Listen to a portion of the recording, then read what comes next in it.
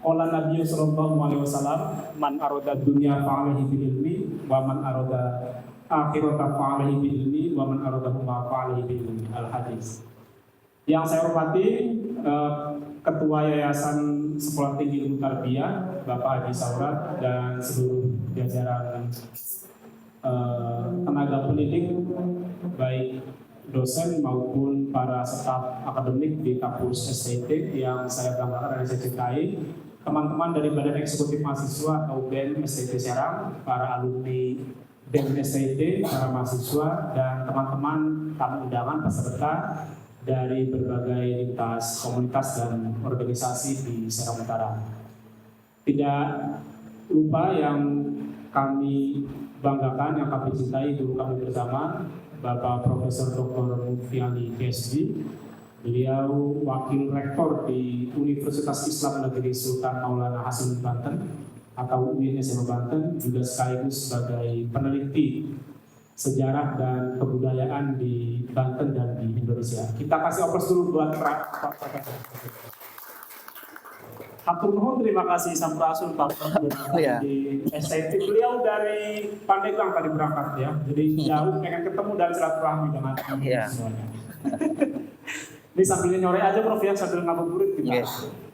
Jadi teman-teman tadi sudah melaksanakan kegiatan belajar mengajar dari jam siang mungkin sampai jam sore. Jadi mungkin kuliah yang paling penting dan kuliah umumnya mungkin di aula ini gitu ya. Sebagai kuliah penutup teman-teman semuanya nanti akan mendengarkan pemaparan materi tentang mencoba untuk semacam membaca, menelisik dan mengenali ada seorang tokoh intelektual Islam dari tanah Banten yang pengaruhnya cukup luar biasa prestisius di mancanegara. Tidak asing bagi kita mungkin mendengar Syekh Nawawi Al-Bantani.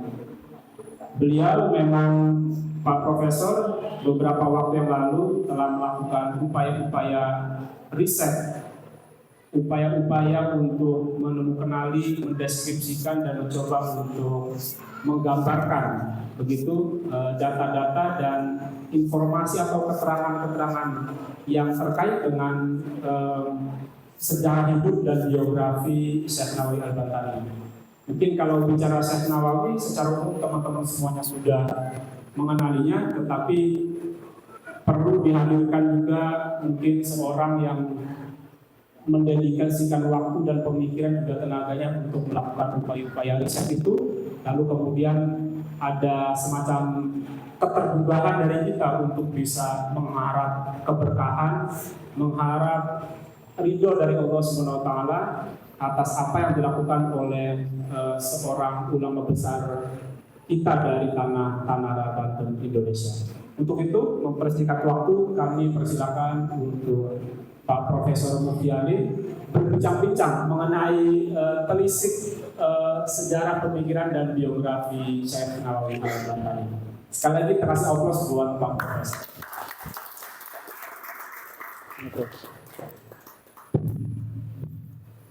Bismillahirrahmanirrahim. Assalamualaikum warahmatullahi wabarakatuh. Waalaikumsalam warahmatullahi wabarakatuh.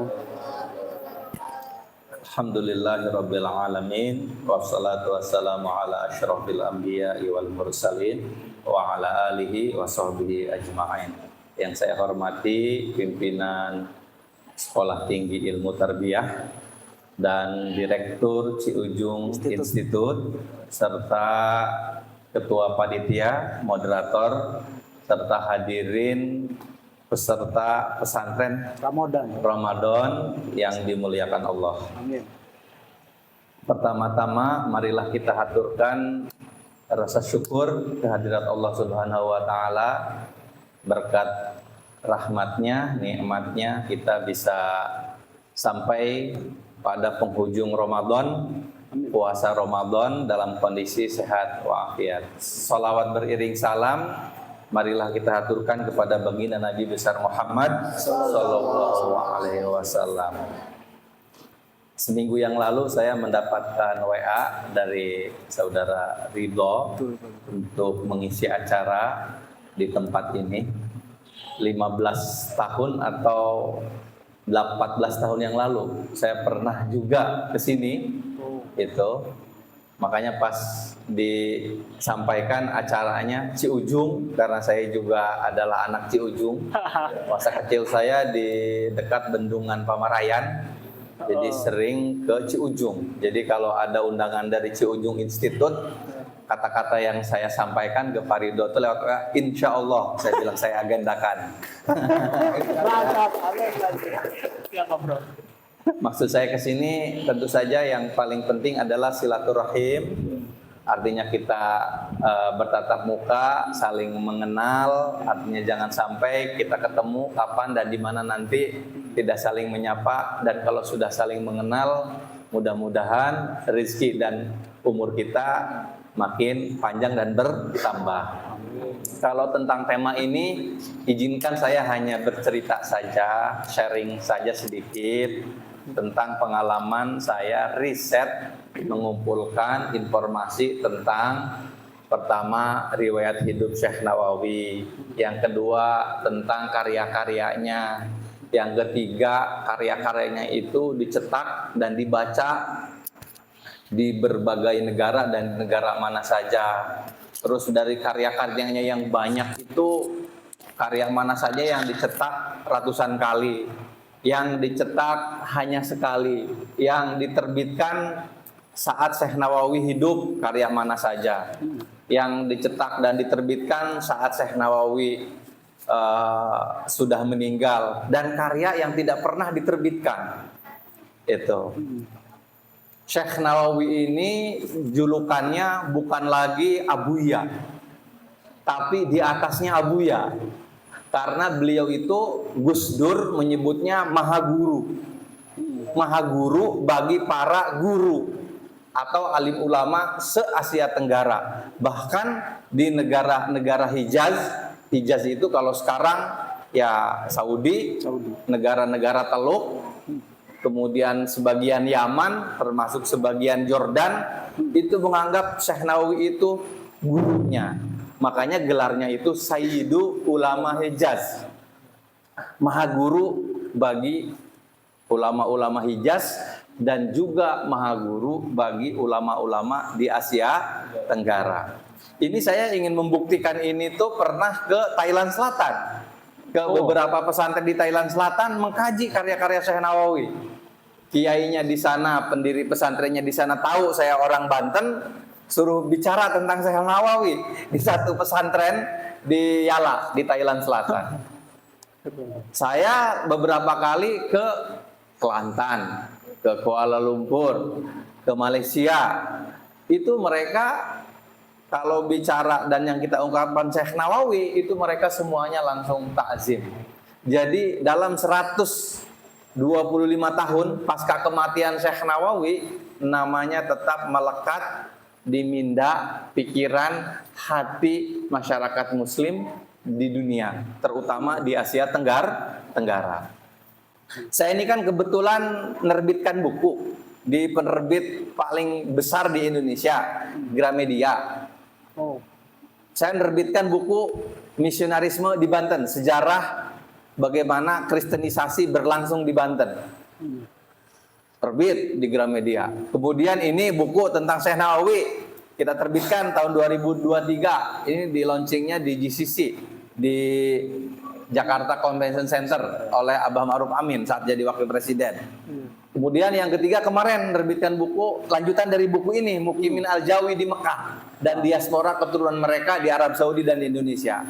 Kemudian menerbitkan juga buku di Republika. Buku yang paling laris dibeli oleh para pembaca dan masyarakat buku ini. Berarti bukan sayanya buku ini laku, tapi karena tokohnya. Artinya Syekh Nawawi itu punya nama besar yang namanya, yang nulisnya mah ya saya, siapa yang kenal? Nggak ada yang kenal, paling Pak Ridho yang kenal saya kan. Cuma karena yang saya tulisnya orang besar, buku ini laris. Kalau belum nyampe ke Bapak Ibu, ya mungkin karena Gramedia toko bukunya agak jauh. Terdekat dulu pernah buka di Serang tutup. Pernah ada katanya di Serang, di Cilegon juga tutup. Yang terdekat ya di Bintaro atau di BSD. Beliau ini luar biasa. Nah, kita sebagai orang Serang, orang Banten Utara bangga. Ternyata beliau ini kelahirannya dari Tanara. Di seluruh dunia, ini beliau biografinya yang pertama kali nulis itu orientalis dari Jerman. Namanya Karl Brockmann. Karl Brockmann itu orientalis, orang yang mengkaji dunia timur, sejarah dan kebudayaannya. Karl Brockmann itu rektor di Jermannya. Dia pernah penelitian naskah-naskah dan manuskrip Islam selama 50 tahun di Turki, di Mesir, di Syria, di Yaman, di seluruh negara di Timur Tengah dan di Timur Dekat serta Asia Kecil selama 50 tahun. Dia editor kepala ensiklopedia Islam yang ditulis dalam bahasa Jerman. Dia yang pertama kali menulis biografi Syekh Nawawi menjelang Perang Dunia Pertama. Artinya orang besar Syekh Nawawi ini ditulis oleh orientalis besar dari Jerman. Pertama kali. Pertama kali. Silahkan cek ensiklopedia Islam yang berbahasa Jerman. Edisi pada Perang Dunia Pertama. Ini sekarang Perang Dunia keberapa ini? belum jadi. Perang Dunia ketiga jangan jadi. Kalau Rusia Ukraina nggak berhenti, malah menjalar ke Finlandia, menjalar ke Timur Tengah, baru tuh Perang Dunia ketiga. Menjelang Perang Dunia Pertama 1914, karya biografi Syekh Nawawi itu sudah ditulis oleh orientalis paling besar dari negeri Jerman, namanya Karl Brockmann. Artinya bukan wartawan yang nulis, tetapi orientalis. Nah, Karl Brockmann ini nulis satu buku Geschichte der Arabische Literatur, sejarah literatur Arab, 5 jilid. Hasil risetnya 50 tahun itu. Lah dia menemukan kitab-kitab Syekh Nawawi. Dia menyebutnya Syekh Nawawi Al-Jawi. Al-Bantani aja nggak dia sebut. Al-Jawi dari Pulau Jawa. Lah kita orang kan Pulau Jawa ini dari Anyar sampai Panarukan Al-Jawi. Ternyata Syekh Nawawi ini bukan Al-Jawi tapi At-Tanari. Dari Tanara. Artinya ini pencapaian intelektual, literasi, dunia kepenulisan, levelnya tingkat dunia muncul dari kampung Tanara. Lah ini kan maksudnya dulu ini distrik Tanara ini maksudnya nih. Tirtayasa ini dulunya masuknya Kudanan Tanara ini. Dan anaknya Syekh Nawawi nanti bukan anaknya.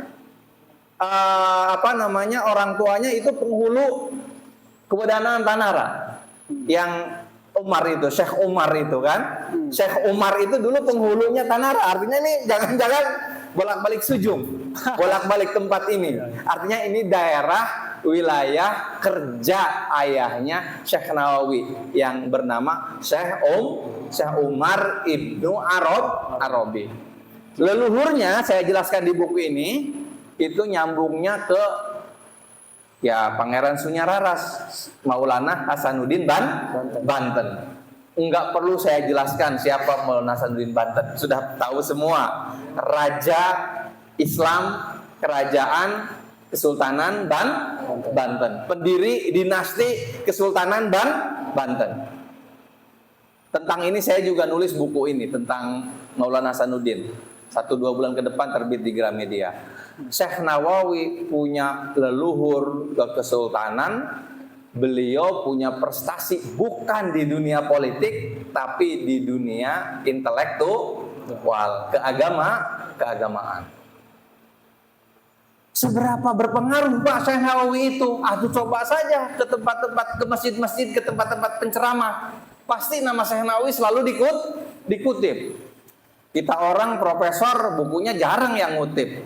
Padahal profesornya masih hidup, mahasiswanya juga masih hidup, jarang dikutip. Lah Syekh Nawawi 125 tahun yang lalu sudah tidak ada, jangan-jangan tidak pernah ketemu, nggak pernah tahu juga di mana lahirnya. Tetapi kutipan-kutipan tentang pikiran Syekh Nawawi ini masih bergaung di mimbar-mimbar masjid, di mimbar-mimbar penceramah, di mimbar-mimbar ilmiah, di mimbar-mimbar akademia, di perguruan tinggi, Buktinya apa? Disertasi tentang Syekh Nawawi dari barat sampai ke timur orang tulis. Ada satu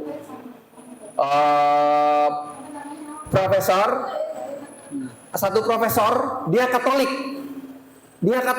Dia punya gereja namanya di Jakarta Barat Pantai Kosta. Namanya bukan Joko Widodo. Saya kutip di sini ya. Desertasinya di Columbia University tentang karya-karya Syekh Nawawi. Keren ya. Dia pendeta, dia Katolik, dia bukan Muslim. Desertasi dia di Amerika itu tentang Syekh Nawawi.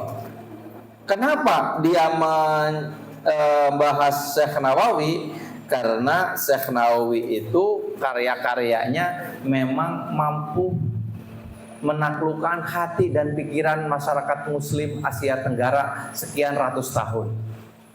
Emang Bapak Ibu, adik-adik pakai jilbab ini langsung perintah Quran, langsung baca Quran, langsung pakai jilbab. Tentu karena anjuran-anjuran para alim ulama. Sekarang alim ulama itu bacanya selain Quran apa? Pasti kitab-kitab kuning yang sering dibaca oleh alim ulama itu untuk bahan anjuran-anjurannya, nasihat-nasihatnya. Ya, kitab-kitab Syekh Nawawi. Begitu maksudnya. Termasuk cara berperilaku, cara bertindak, cara berwudu, cara bermuamalah, cara berrelasi sosial, relasi politik, relasi ekonomi, relasi sosial, relasi budaya. Pasti alim ulama itu merujuk kepada nasihat-nasihat dan pikiran-pikirannya Syekh Nawawi. Kenapa? Takut kalau tafsirkan langsung Al-Quran, takut salah. Makanya merujuk tafsir Munir Syekh Nawawi, alias tafsir Marah Labid. Kita seolah-olah mana Pak bukti bahwa Syekh Nawawi itu berdampak? 100% berdampak. Itu ya alim ulama yang orang Purwakarta, orang Karawang, orang Sunda, kalau ngaji kitab pakai bahasa Jawa Serang, Jawa Tanara, Jawa Sujung, Jawa Tirtayasa. Padahal kan mereka bahasa sehari-harinya bahasa sampai bahasanya pun ketika menerjemahkan kitab-kitab kuning itu menggunakan bahasa saat diucapkan oleh Syekh Nawawi. Berbentuk tulisan, berbentuk kutipan lisan dalam pidato. Ini yang menyebabkan para orientalis itu heran. Karena mereka heran, maka mereka mencari tahu siapa sosok ini. Akhirnya dikaji dalam bentuk entry tulisan di ensiklopedia Islam yang menggugah minat para peneliti berikutnya. Berbentuk desertasi, artinya desertasi itu kan karya akhir dari seorang yang lagi mencari ilmu dan riset di perguruan tinggi S1, S2, S3. Ada yang mengkaji di Malaysia saat dia kuliah di Inggris, khusus karya-karya bidang tata bahasa Syekh Nawawi.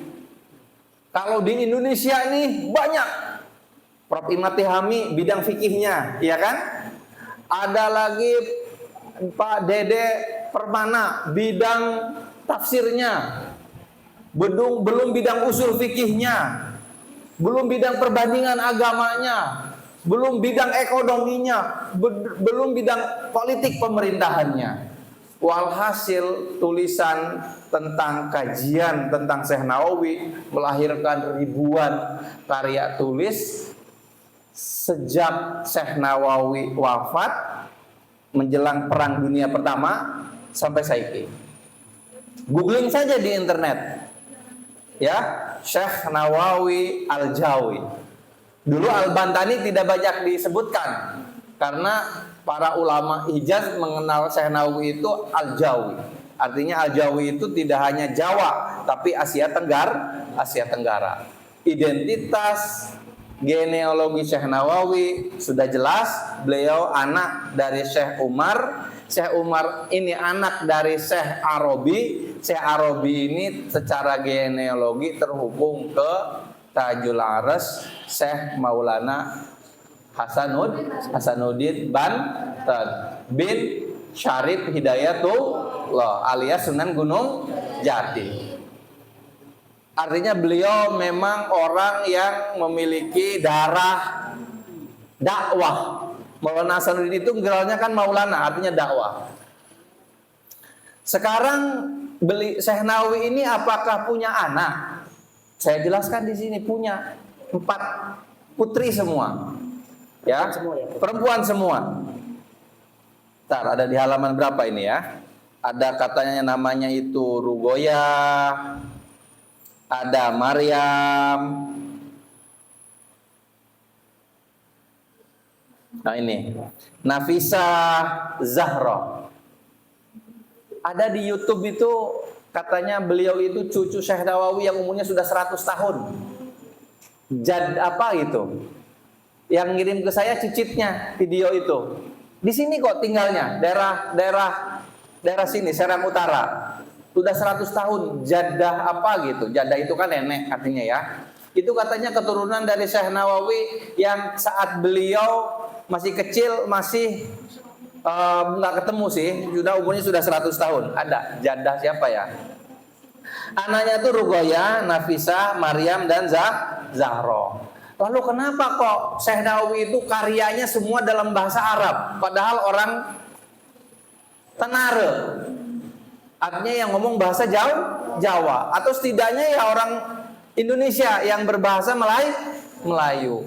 Syekh Nawawi itu dulu belajar di sini, di ayahnya, di Syekh Umar. Lalu oleh Syekh Umar, nih anak kayak otaknya ini sangat cerdas. Apa yang disampaikan ayahnya nyerap semua. Ayahnya udah kewalahan, diajak ke guru ayahnya, namanya Syekh Sahal di Lopang Cilik. Kalau ke Pasar Lama ya, arah ke Kesemen tuh ada jembatan tuh. Lopang, iya kan? Nah di situ belajarnya Syekh Nawawi. Kalau mau nampak tilas ya, Kisah Lopang Cilik. Kisah Lopang Cilik ini orang baru 5 tahun hafal semua kitab. Akhirnya sama Kisah Louis Deng. Lanjut belajar ke Mama Yusuf. Mama Yusuf itu kalian tahu KDM Kang Deddy Mulyadi?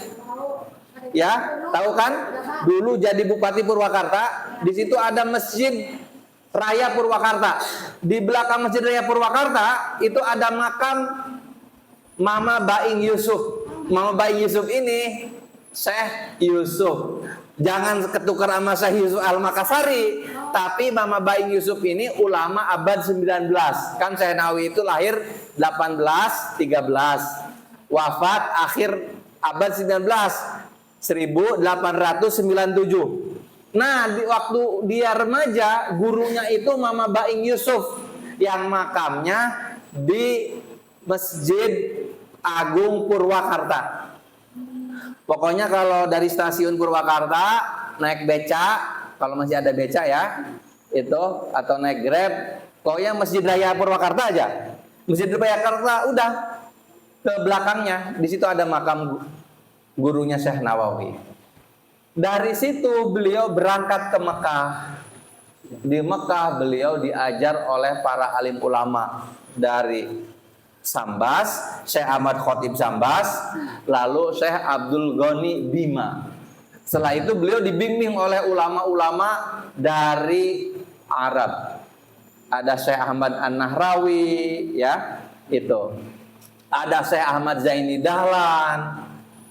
Dan usia 45 tahun, artinya berarti tahun 1850, sebelum geger Cilegon meletus, beliau mulai menulis kitab. Katanya beliau itu di rumahnya ini ada pengkajian kitab untuk 300 santri. Dari pagi sampai, dari setelah subuh sampai sore. Baru beliau tuh sore sampai tengah malam nulis kitab. Makanya ada kisah saking beliau itu katanya tekunnya, saat lampu minyak, lampunya dulu kan pakai lampu teplok yang bahan bakarnya minyak tanah, ya kan? habis itu katanya kolamnya, artinya pulpennya tuh menyala. Dan beliau itu katanya kebiasaan nulis itu waktu sebelum usia 65 itu jadwalnya kayak tadi. Baru beliau setelah menjelang usia 60 jadwal nulis kitabnya rubah. Nulis kitab pagi sampai zuhur, dan setelah zuhur baru ngajar santri-santrinya. Lah seperti apa beliau itu pribadinya? Pribadinya itu katanya Syekh Nawawi itu tawadu, low profile. Artinya orangnya sangat sederhana, tidak mengedepankan simbol-simbol prestisius. Tapi kalau orang datang ke Mekah, setiap orang cium tangan. Seluruh orang dari seluruh dunia ketemu Syekh Nawawi dan mengerti itu Syekh Nawawi, cium tangan. Itulah kenapa disebut beliau maha guru. Tapi kalau yang nggak tahu, nggak mengira kalau itu ulama besar, nggak memperhatikan penampilan. Beliau itu yang berharga satu-satunya hanya karpet yang beliau injak, yang beliau tempat duduk itu kulit harimau. Yang lainnya mah beliau amat sangat sederhana. Makanya beliau menolak untuk jadi imam Masjidil Haram, bukan karena nggak mampu, bukan karena beliau tidak kompeten, bukan beliau tidak menguasai. Beliau hafal Al-Quran, beliau fasih, beliau hafal yang namanya ilmu qiraah yang beliau nulis, semua disiplin ilmu agama beliau tulis jadi kitab. Beliau itu katanya saking tawadunya menolak tawaran itu, karena beliau orang yang tidak mau dipuja. Nah ini makanya buku Bapak ini oleh pimpinan Muhammadiyah Pusat Haidar Nasir, komentarnya begini, Syekh Nawawi itu karya ini menyajikan informasi biografis seorang ulama besar abad ke-19 dengan pendekatan prosofografis, biografi kolektif, juga memotret sebaran geografis murid-murid dan karya-karyanya di seluruh dunia.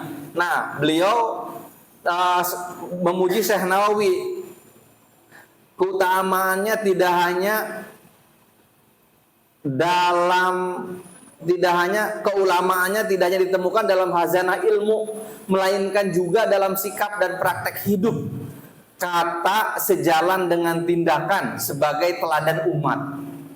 Pimpinan pusat Muhammadiyah memuji Syekh Nawawi itu antara kata dan perbuatan itu menyatu.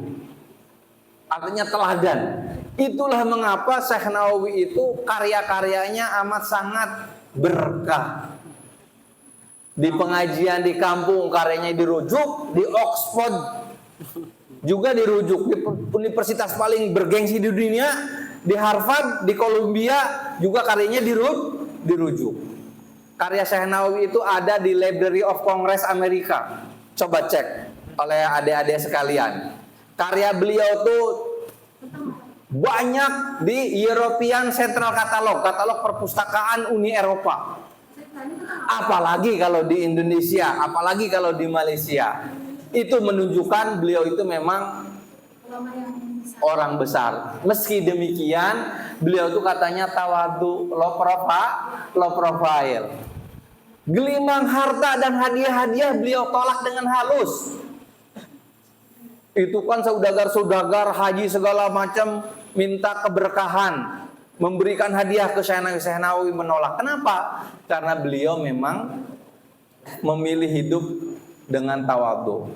Low profile. Sekarang kita beranjak ke karya-karyanya ya. Kalau masa kecilnya di Tanara, menjelang remaja di Lopang Cilik, pas remaja di Purwakarta, setelah usia 16 ke Mekah. Pulang usia 19, tidak lama kemudian, hanya setahun setengah, beliau menolak tawaran untuk menggantikan posisi ayahnya untuk menjadi penghulu Tanara. Karena beliau tidak mau berurusan dengan pemerintahan kolonial Belanda. Ini yang dianggap bahwa beliau itu pencetus pemberontakan, perlawanan, geger Cilegon. Beliau memang sikap politiknya non kooperatif. Non kooperatif artinya tidak mau terkooptasi oleh pemerintah kolonial Belanda. Nggak betah dikasih jabatan, nggak mau. Balik lagi tuh ke Mekah usia 19. Di sana tidak balik lagi ke Indonesia, ke tempat kelahirannya di Tanah Arab sampai akhir hayatnya. Dan beliau berkiprah mengajar, belajar, menulis kitab, mengajarkan kitab di jantung pusat spiritual, intelektual dunia Islam di Mekah. Itu ya. Sekarang apa yang beliau tulis? Nah, di buku saya ini saya paparkan kitab-kitab Syekh Nawawi dan karya-karya Syekh Nawawi beserta sebarannya. Ada 42 kitab. Kan suka ada di Wikipedia 140.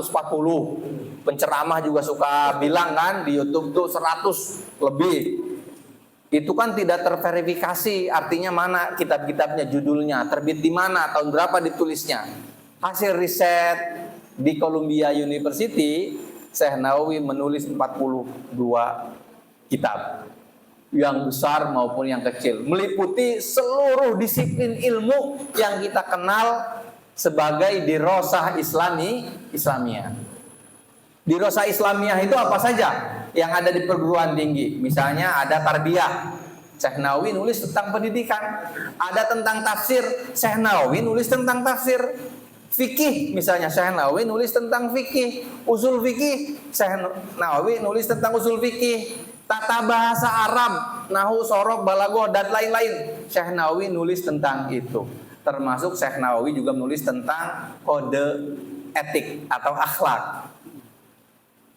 Kemudian Syekh Nawawi juga menulis tentang bahkan akhlak terkait dengan kehidupan rumah tangga. Akhlak istri ke suami, akhlak suami terhadap keluarganya. Detil Syekh Nawawi menulis itu.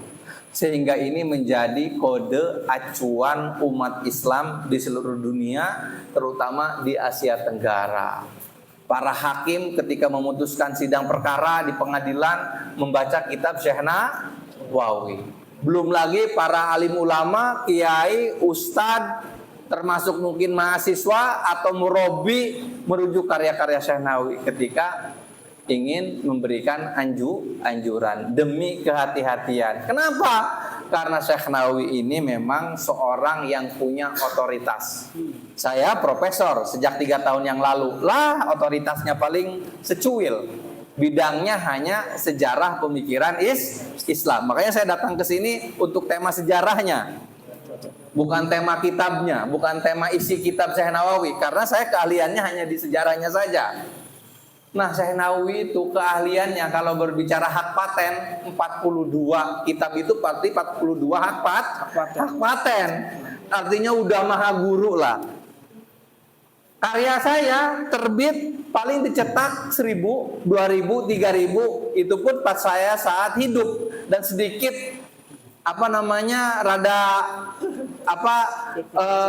tolong dong terbitkan agak banyak.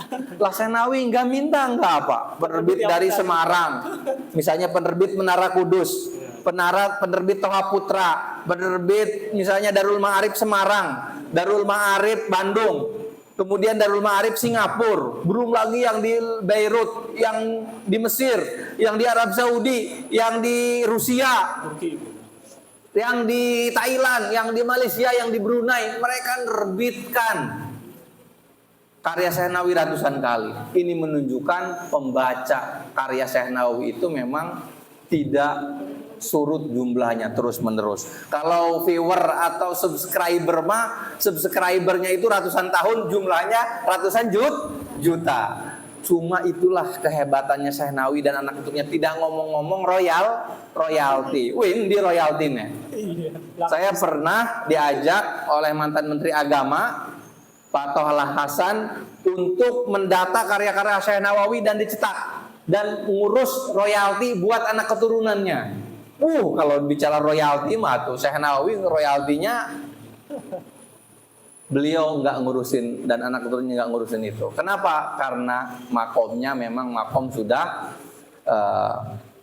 untuk kepentingan ukhrawi. Nah, ini di sini saya sebutkan 42 ada karya Maroki Al-Ubudiyah. Saat Syekh Nawawi hidup dicetak sudah 16 kali.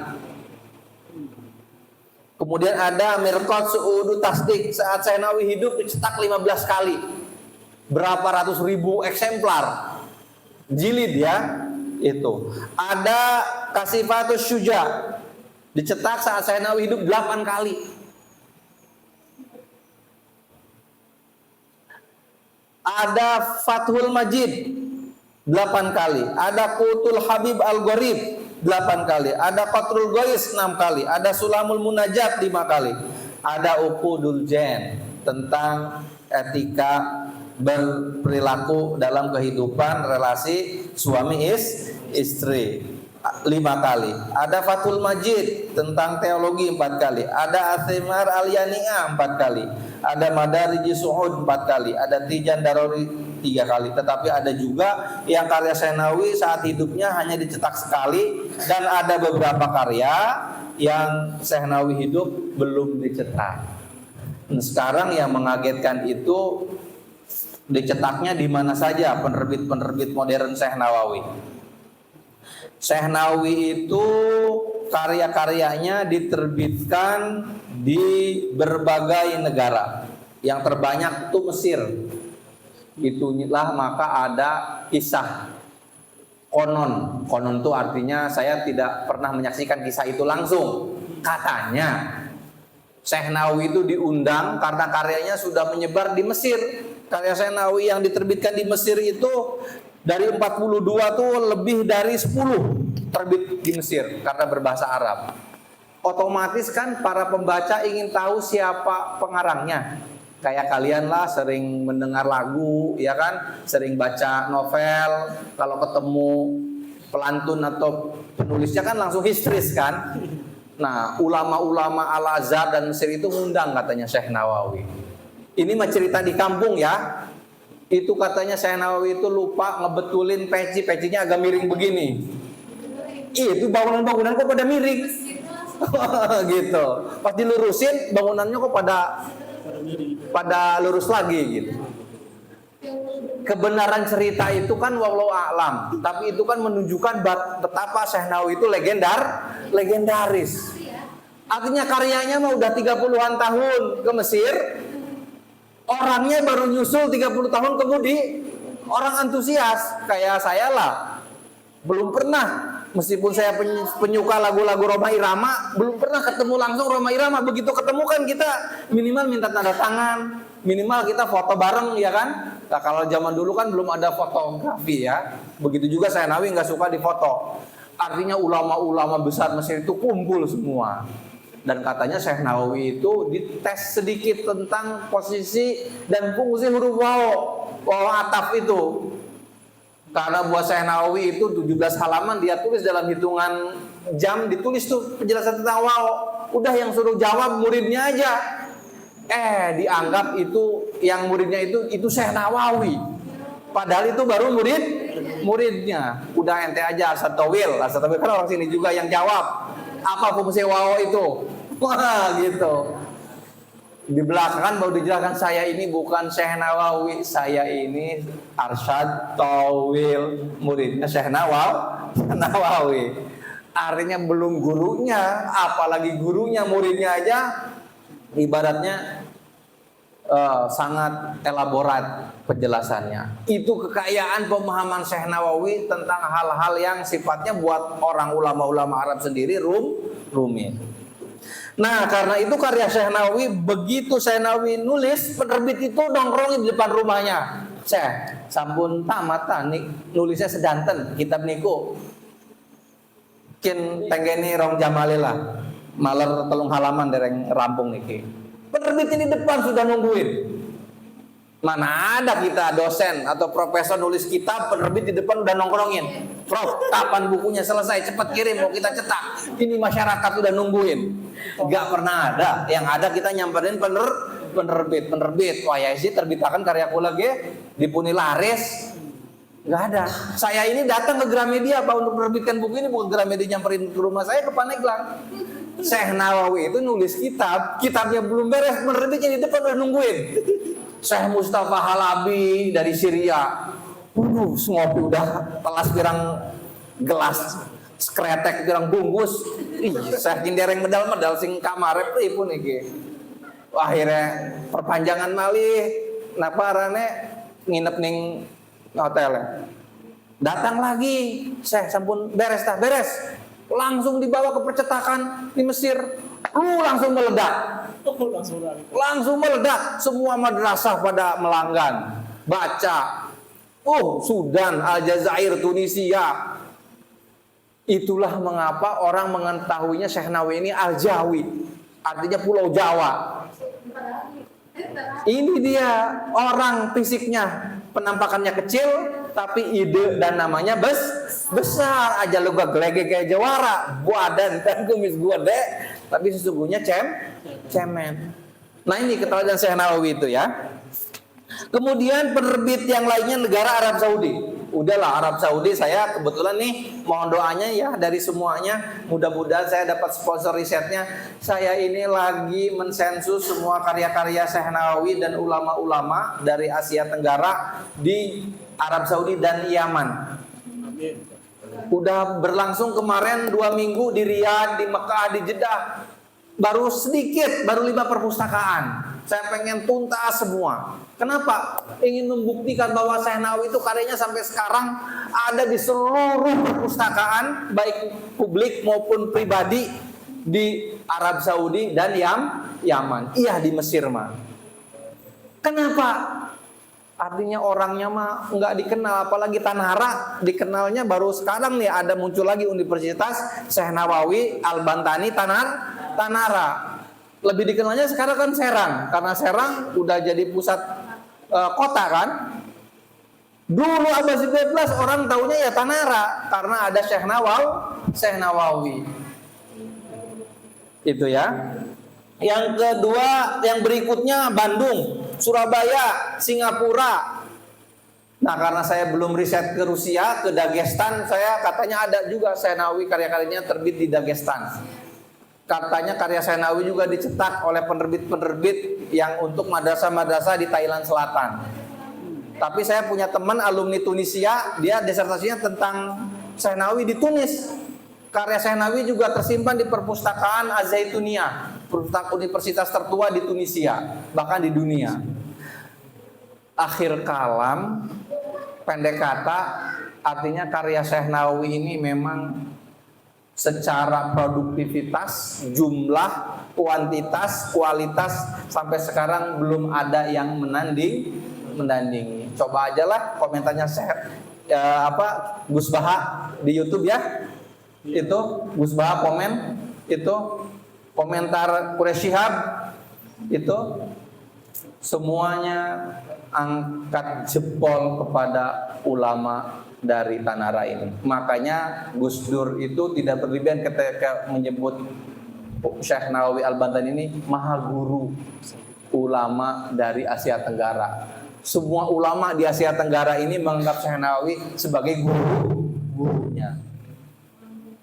Artinya ini pengakuan yang gak main-main. Dan ulama-ulama Hijaz, maka Arab Saudi menyebut beliau itu Sayyidu Ulama Hijaz. Artinya guru buat alim ulama di Jazirah Arab. Itu saja barangkali. Hadanallahu wa iyyakum ajma'in. Wal'afu minkum. Nanti dilanjutkan dengan 1-2 menit tanya jawab. Wabillahi taufiq wal hidayah. Wassalamualaikum warahmatullahi wabarakatuh. Waalaikumsalam warahmatullahi wabarakatuh. Terima kasih Prof. Saya jadi merinding ya dengerin tadi tausiahnya Prof. Mufti Ali. Banyak hal yang sama sekali kita sendiri yang orang sini belum banyak begitu tahu keterangan-keterangan penting tadi Prof. Bahkan Pak Profesor konon sudah 2 minggu Prof ya melakukan riset di Mekah dan Madinah gitu ya untuk menginventarisasi karya-karya kitab Syekh Nawawi. Mudah-mudahan kita doakan Pak Profesor Mufti Ali lancar untuk meriset seluruh karya-karya Syekh Nawawi ya. Mungkin panjang lebar sih ngobrolnya nih Prof ya. Tapi kita kasih sesi tanya jawab deh buat teman-teman semuanya. Soalnya saya juga pengen nanya akhirnya kamu ajar kan. pengen nanya.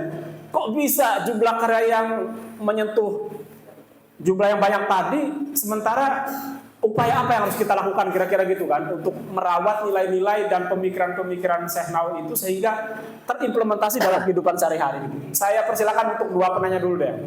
Kang Agus, silakan Agus. Kang Muid ada nih. Oh ya. Dua putra yang perempuan dulu deh boleh. Wah, ini suara-suara perempuan ini, Prof.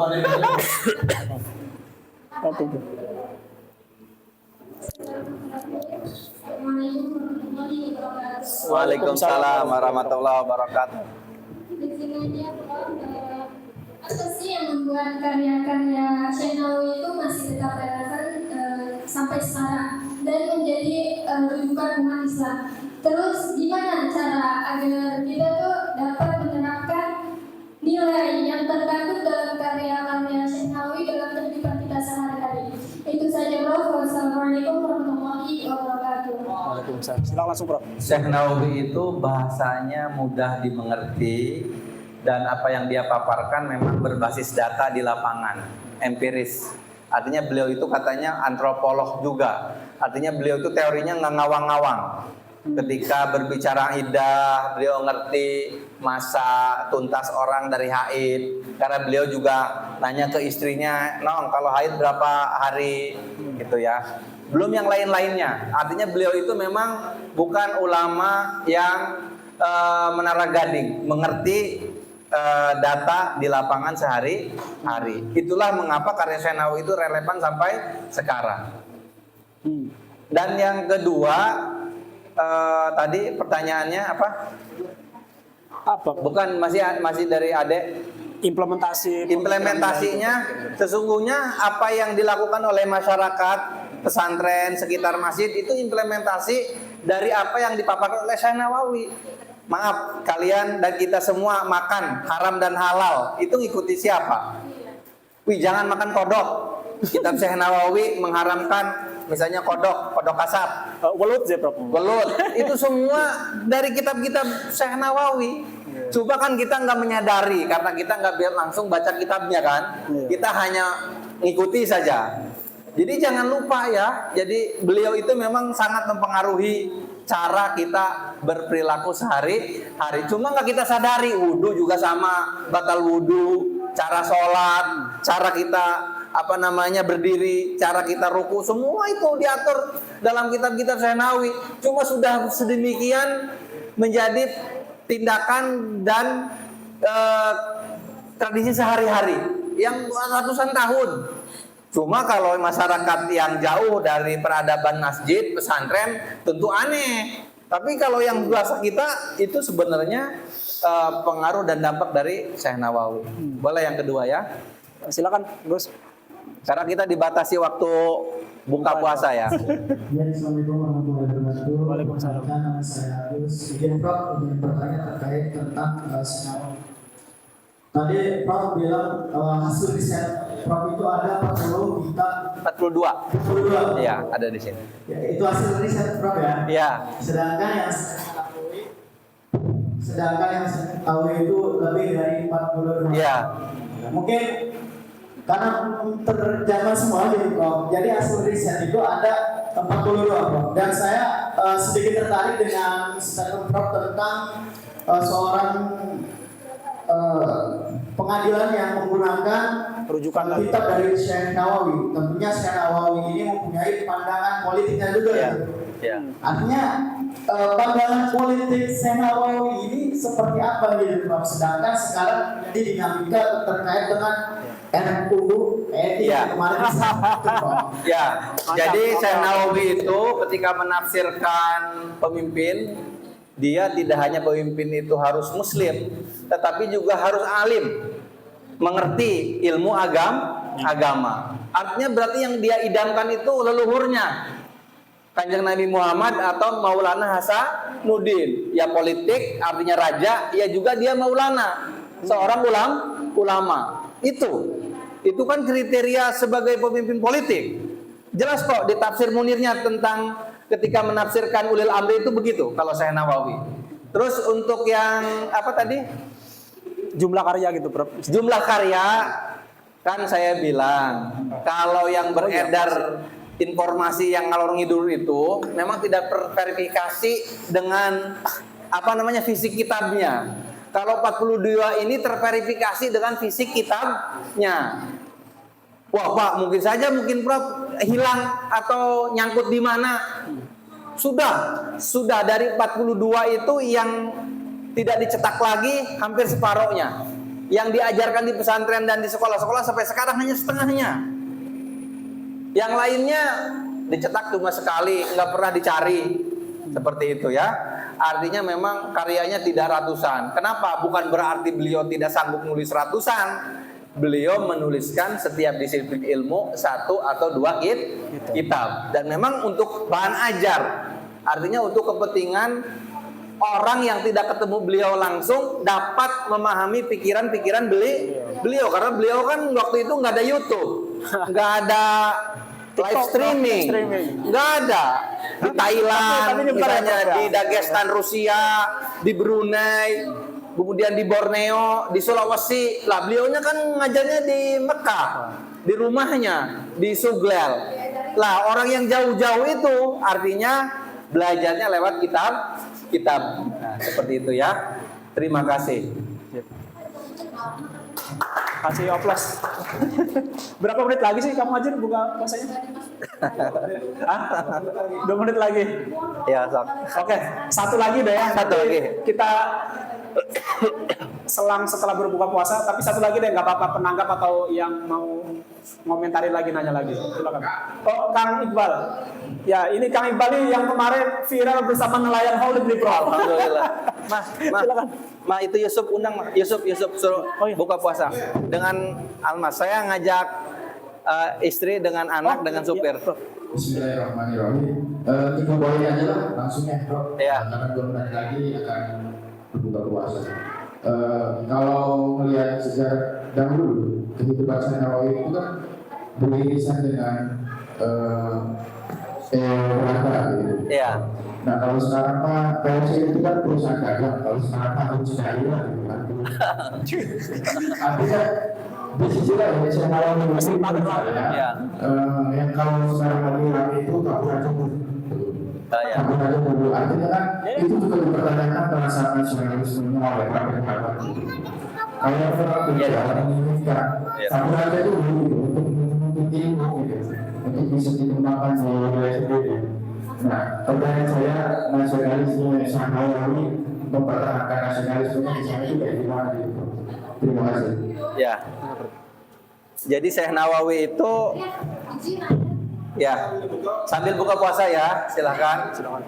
Udah azan ya? Sudah azan kamu aja? Azan belum?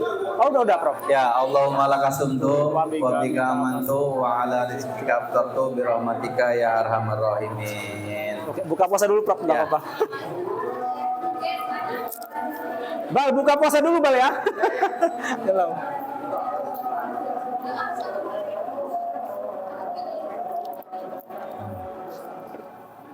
Pak Prof, ini seadanya nih. Iya. Lagi di Ya. ambil.